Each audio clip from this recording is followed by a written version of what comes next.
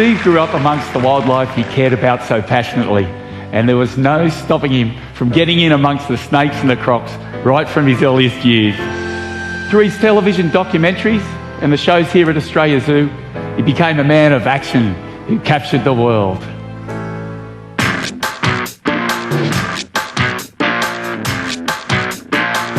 There's a guy I've seen who was really quite extreme, been an avid conservationist since he was a teen. But it's not the cute and fluffy ones that keep him on his toes, it's the kind that take your head off when they're aiming for your nose. He's a man of action with a deadly passion.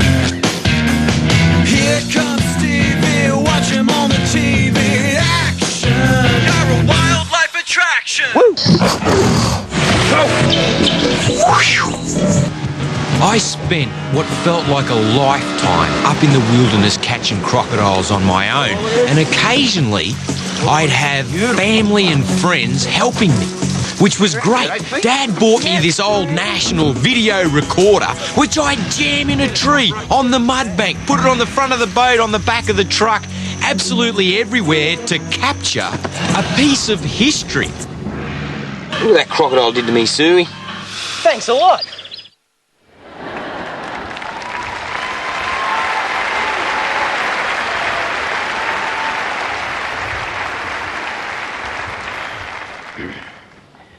G'day, I'm Wes Mannion and I'm the Director of Australia Zoo. I was naturally drawn to Australia Zoo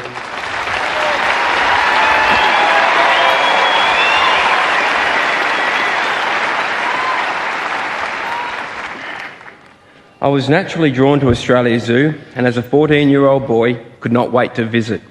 I'd expected a place full of beautiful and fascinating creatures, and I was not disappointed. Australia Zoo was an amazing place, a place where reptiles and wildlife reigned supreme, where creatures that were persecuted and hated because of human ignorance and misunderstanding were loved and nurtured. That first day I visited, I knew I had found my calling. I'd expected many things that day, but nothing could have prepared me for the man I was about to meet. His name was Steve. Steve's enthusiasm was instantaneously infectious. His love and passion for wildlife was so enveloping that at the time I found it difficult to breathe. His natural ability with wildlife was extraordinary. We hit it off immediately, and from that moment on, my life became a montage of adventure and excitement. He wanted to teach me everything he could, as fast as he could. I guess he needed to fast-track my skills. It was like somehow he knew that there was so much for him to achieve in such a short amount of time, and that he needed to surround himself with like-minded people who had a passion for wildlife and its protection. I will never forget the first day he let me feed my first croc. Steve had waited impatiently for his mum and dad to leave the zoo on a field trip. The moment we waved goodbye, Steve said, "Hey mate, it's about time you fed Anvil." Anvil was a 14-foot saltwater crocodile. I said, "You bet, mate." I was only 15 at the time, so my voice hadn't quite broken. I fed Anvil without a hitch, and I will never forget his beaming smile that day. He was so proud. It did not matter if I was catching crocs in Northern Australia or venomous snakes in Africa. If Steve-O was nearby, I felt I could achieve anything. He had that effect on the people around him. Over time, we continued to grow closer and closer and shared so many exciting times. As the years have gone by, I've watched Steve find the woman of his dreams, seen the world fall for Steve's enthusiastic love of wildlife as I had as a young boy, seen Australia Zoo become one of the best zoos in the world, but by far Steve's greatest achievement has been as a dad. His love and dedication to his children has been inspiring. He was a true natural. Steve has become my brother, mentor, and best mate. To the world, he was a hero. To me, he was my hero. He saved my life. I'll miss you, mate. Looking back on that night, Wes and I still get goosebumps. A flood of biblical proportions, water like no man has ever seen before, flowing through Graham's new environment. We had to go in. We had to clean the debris. That night we went in, by crikey, it was just sheer instinct that Wes got his leg and his life back. started throwing debris out. He's hit. There's no way I'm going to let my best mate die. I've grabbed hold of the crock. Wes has rolled out of his mouth, and before Graham could hit him in the head, Wes got up the fence. I grabbed the stick, I jammed him. Next thing I know, we're both on the fence, and we're clear. You got your leg. And that's it. He's got his leg, he's got his life, and Graham, he's got his territory. I got to save my best mate's life, and Wes is tough, rugged, made of the right stuff, and he made a full recovery really quick.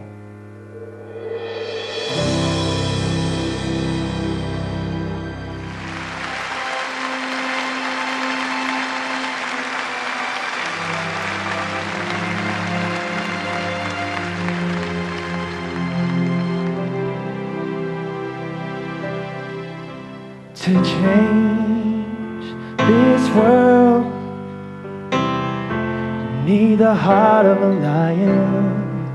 To change this world, you need the faith of a child. Don't you know you need to touch 1 billion people? Get your message heard. Change this world. To be a hero, you gotta tangle with danger.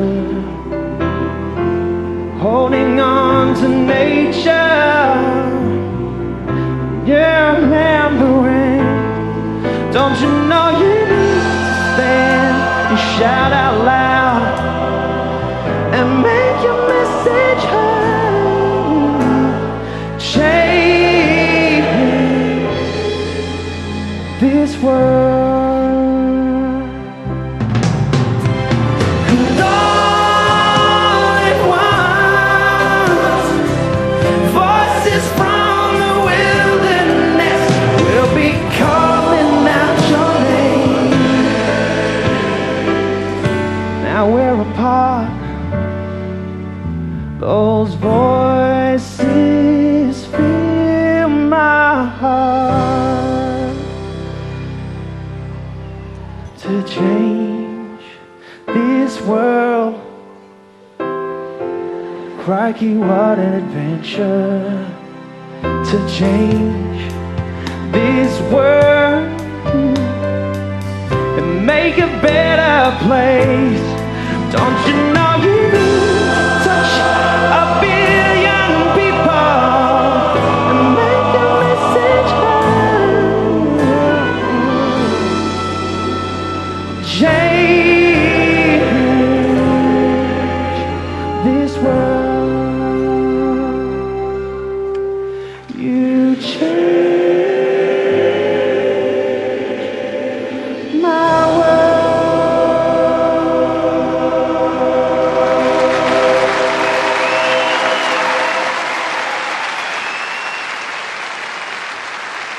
I loved having him on my show, not just because he was terrific television, but because it impressed my 2 youngest sons, Chance and Cannon.